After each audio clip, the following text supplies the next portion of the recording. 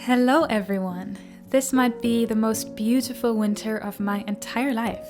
We had snow, we had frozen lakes, and now we even got golden hours every evening. I went on a walk to feel the sun on my face and listen to the birds who have started singing so much louder lately. I had spent all day inside working on a screen, and moving my legs just for these 30 minutes felt so good.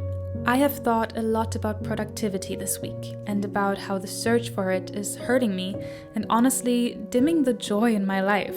This sounds quite dark, but I think that we as a collective have a problem with our mindset on productivity and self-optimization. I have always been an overachiever, a workaholic, and a perfectionist. During most stages of my life, I have worked too hard and too much, aiming for 150% to end with 100% and yet never feeling satisfied. I have bought into time management, TED Talks, and been influenced by morning routines for maximum productivity. I bought all of the self-help books to build better habits and be as high achieving as I possibly could with every day of my life and every project and every path I attempted.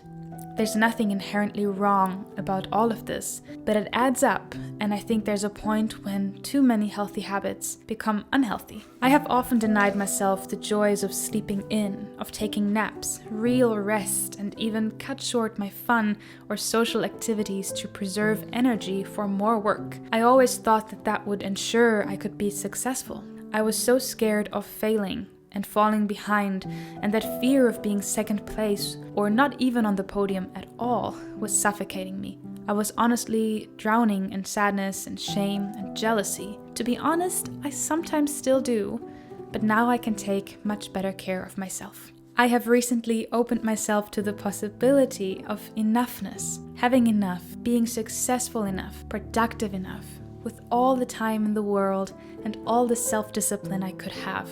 I still couldn't be perfect, and I still couldn't be the best at everything I tried. And even if I could, I probably still wouldn't be satisfied. And I think that that's the real issue.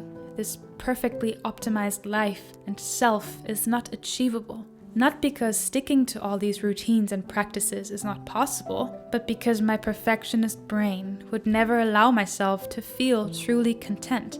It was never about what I achieved, but always about what I truly thought of myself. A person who feels proud of their wins and not ashamed of their failures doesn't need to be the best and achieve the most, and most importantly, have everyone else see it and validate it. A person like that only cares about the joy of their time spent in this life, the good that they did, the things they created while slowing down. My only aspiration now is to be that person. If I took the time to notice beauty in the world today, to help someone, to be kind, to work on something meaningful to me, to have a real conversation, to visit an old friend, that's enough. If I aspire to be something, maybe I can learn to aspire to be patient, healthy, and humble. I think that that's productive enough. Yesterday evening, I went on a little twilight walk to catch the last rays of sun turning into blue hour. I got this little watercolor travel set for my birthday, and I wanted to try it out.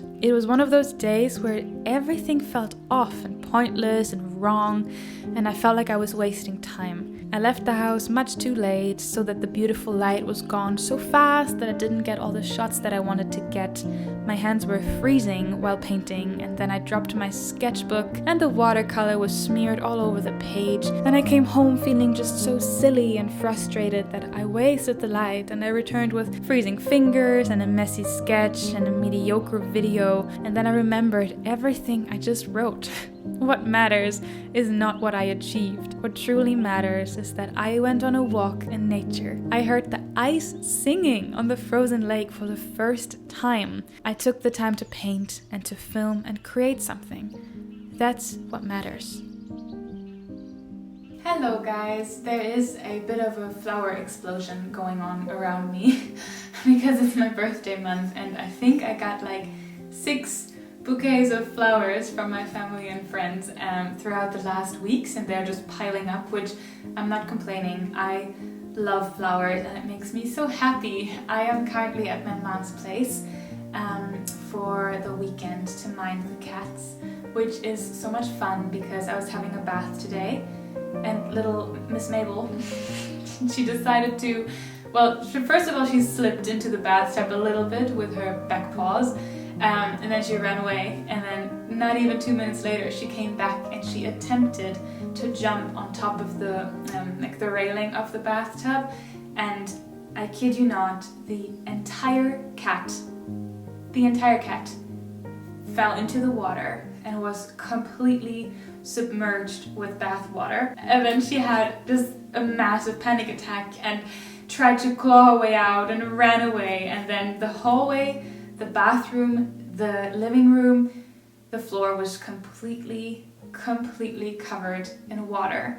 And I spent a good 10-15 minutes just mopping the water off the floor because all of her fur had soaked it up and she was just dripping wet. And I tried to rub her in a little towel, but it was hilarious and I couldn't stop laughing. She was so cute. She looked like a little rat because her fur was all clumped and like water tangled up. She was so sweet, but obviously I felt quite bad because she had no idea that this was going to happen and she had never been that wet in her entire life. So this was the funniest morning. And then I went to a friend of mine, my oldest childhood friend. We've been best friends for like 22 years at this point, which is insane. And we had a little coffee and she gave me some kefir crystals because she has started kefir. I do sourdough and kombucha, and kefir is the last thing on my list I want to kind of learn for now. So I'm really excited to start that, and I'm so grateful that I have people around me who do all these cool things and can just help me and enrich my skills. And then because I am making this video and I want to talk a little bit about productivity and kind of my thoughts on this culture of productivity and to-do lists and self-help and betterment, we talked a little bit about our natural inclinations for depression and anxiety and all those things, because I asked her if she sees me as someone who just has a tendency to feel depressed, because it's been 2 years since I'm in therapy. And when I started therapy, I had to fill out a load of questionnaires. And now 2 years later, I'm very close to finishing therapy and I'm moving away, so it's all aligning really beautifully.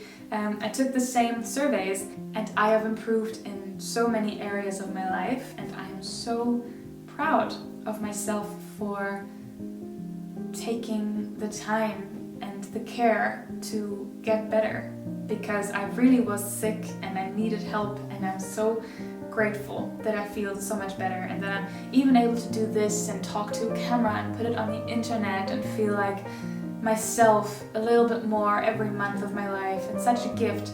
But despite me being much better on almost every single scale by like a lot of points, I still have a little bit of like heightened levels when it comes to depression. And it made me question, because I'm an artist, I am full-time musician, and now I'm starting this and I'm getting into fine art, and I have always been a crafty person. I do so much pottery and painting and crafting and everything, but it made me question if it is just a part of who I am, a slight amount of just depression as part of my personality, and maybe I don't need to attribute such negativity to it, because I'm just a very sensitive person, and when I feel sad, I just feel very sad, and when I'm feeling overwhelmed, I just feel very overwhelmed. And maybe it's okay, because maybe this sensitivity gives me a certain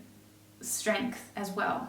And her thoughts on this was that she does see me this way, but that she sees many of our friends and of people in this generation that way, because we are dealing with other things that our parents were dealing with, and maybe slightly more emotional things that our parents were dealing with, because our parents were in a generation of survival and our grandparents were in a generation of survival, and maybe this is just a natural shift to kind of work through the things that kind of remained.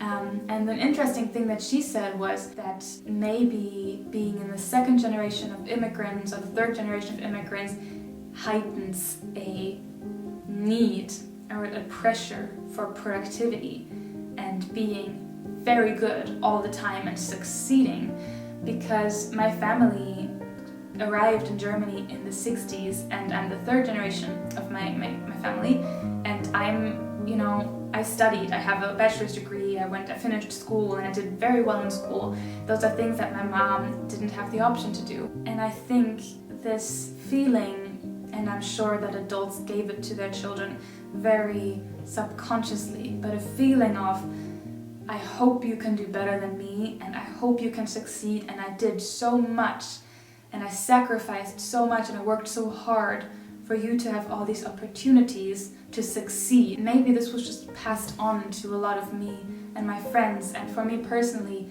I think that has left a mindset of I just have to try very hard and I just have to succeed very quickly.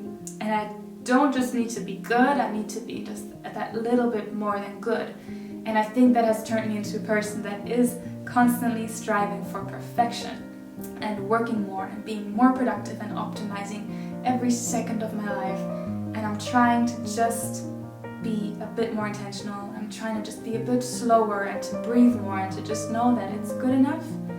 Getting something done is good enough most of the time. I think most of us are constantly looking to optimize ourselves, and I'm thinking now, I don't want to do it anymore. I just want to feel good and calm and at peace. And that's my motto for my life from now on. I just want to be a human being, not a human doing, as the saying goes. So maybe if you feel that same way, I hope this video resonated with you, and I hope you can also take it slow with me and learn to be more mindful and more present and see that a day passing with you noticing it is much more valuable than a day passing with you being so busy and being as productive as you possibly can be. And before I keep talking for even longer, thank you so much for watching this video. I appreciate your time here, and I'm so grateful to spend it with you. So I will see you next week, and I'm sending you all my love. Goodbye.